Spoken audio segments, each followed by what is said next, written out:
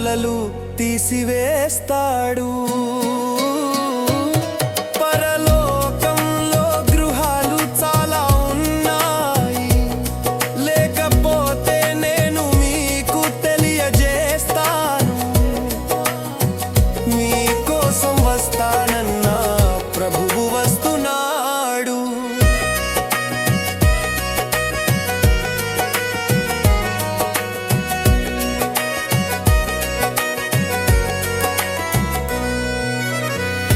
ఏడేళ్ల శ్రమల నుండి, నరకం నుండి తప్పించబడాలంటే క్రీస్తుని నమ్మాలి. పరిశుద్ధులతో హాయిగా పరలోకం పోతావు.